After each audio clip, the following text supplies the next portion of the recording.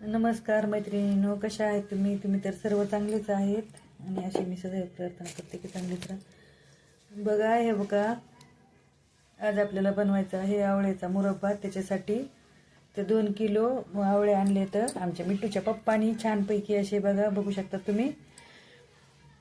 हे बघा, हे 2 किलो आवळे येते, पण त्याच्यातले आपल्याला 1 किलोचाच मुरब्बा करायचा आहे। तर त्याच्यासाठी आवळे स्वच्छ धुवून कुकरमध्ये शिजवून घेतले। तर कुकर आहे, हे बघा 1 किलो आपण आवळे असे शिजवून घेतलेत 15 मिनिटं कुकरमध्ये लावून, बिना शिट्टीचे 15 ते 20 मिनिटं लावून।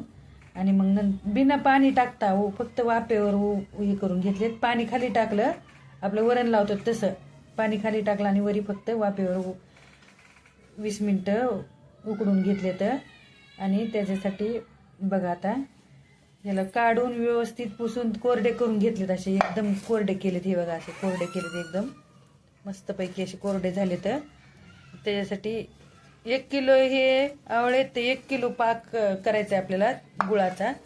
छानपैकी दाखवते तुम्हाला पाक करायला लागलेला दीदी।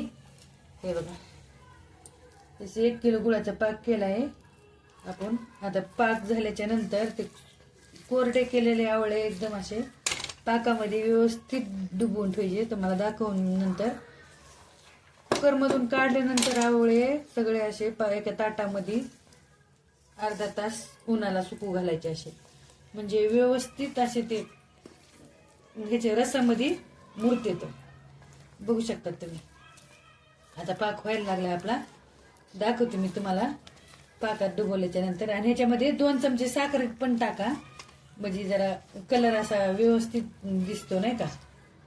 बघू शकता तुम्ही। आता पाक व्हायला लागलाय, गार झाल्याच्या नंतर डुबविल्यावर दाखवते मी तुम्हाला।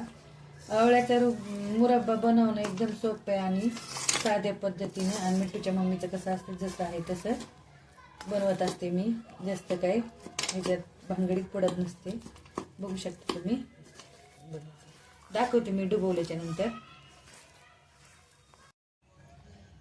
बघू शकतात मैत्रिणींनो तुम्ही, आपल्या आवळ्याचा मुरब्बा बनवून तयार झालेला आहे। बघा किती छानपैकी, जसं काय गुलाबजामुन बनवलेत असे बनले। तर बघू शकतात तुम्ही, बघा किती छान झालाय आणि खायला पण एकदम टेस्टी झालाय छानपैकी असा।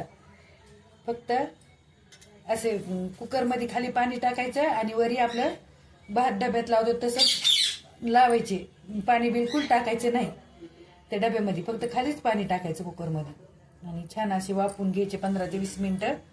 पुन्हा सुकवून व्यवस्थित उन्हाला ठेवायचे अर्धा घंटा।